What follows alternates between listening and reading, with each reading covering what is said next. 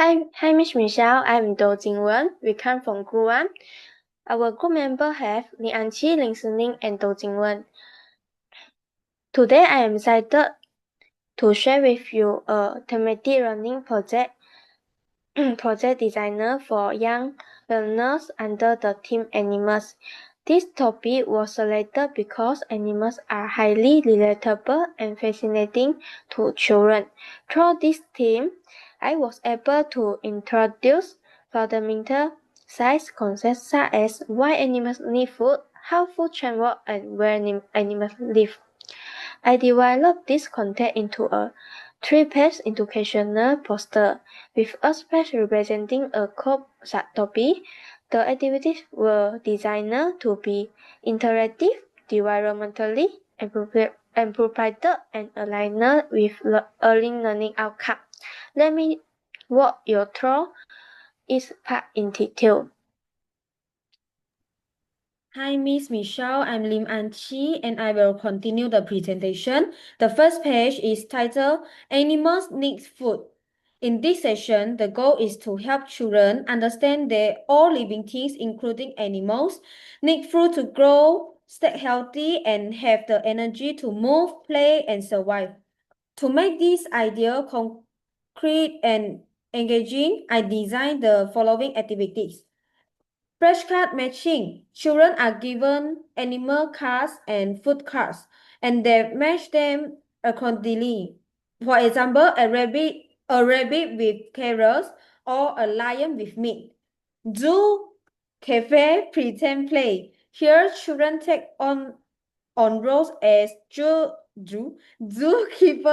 or cafe worker, feeding toys animals different food items. This not only reinforces learning but also encourages creativity and role play. The visual used include photos and illustrations of animals eating. These support visual learner and strategy and memory retention. Through this page, children begin to understand that different animals have different dietary needs, such as herbivores, carnivores, and omnivores.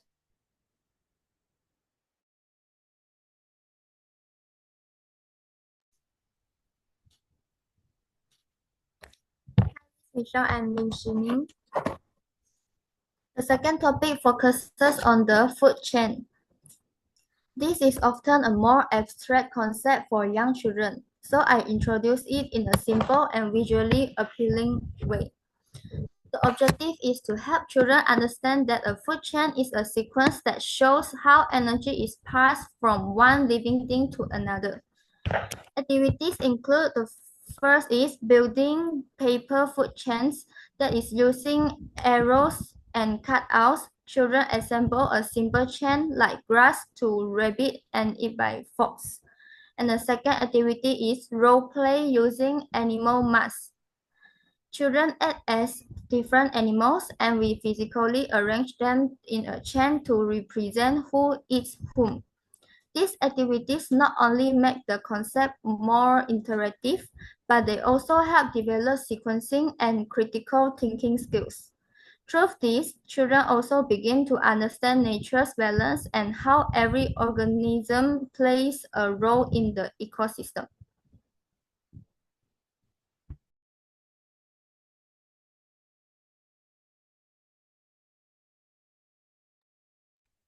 Hi, Michelle. I am Do Jingwen. I will continue this presentation. The third and final page is titled Animals Habitats. Here, the focus is on helping children recognize that different animals live in different environments, such as forests, ocean, desert, and polar regions, and that each habitat provides specific resources animals need to survive. Suggested activities include sorting game. Children sort animal figures or pictures into their correct habitats. Next, habitat diorama. Using both natural materials or recyclable. Children create mini models of animal homes, such as a jungle, ocean, of Iceland. This type of hands-on learning encourages spatial thinking and creativity. Through this topic, children develop early environmental awareness and begin to understand the importance of ecosystem and animal adaptation. Miss Michelle and Lee Anqi, across all 3 pages, the activities and content will carefully chooses to match both the cognitive and emotional development of early learners. I also intentionally incorporate element of STEM education, science through understanding animals, diets, habitats, and ecosystem. Technology through the use of digital visual or educational videos.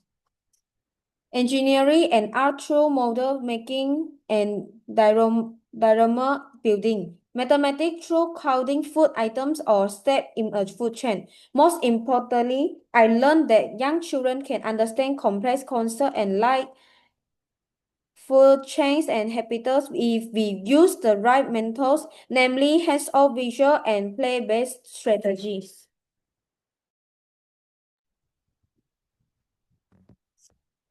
I base my poster content and learning design on reliable, child-friendly sources such as National Geographic Kids, BBK Bite Sites, DK Find Out, and Science Kids.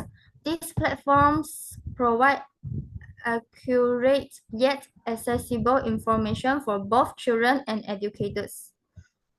In conclusion, designing this project helped me grow not only as a teacher but also as a curriculum designer.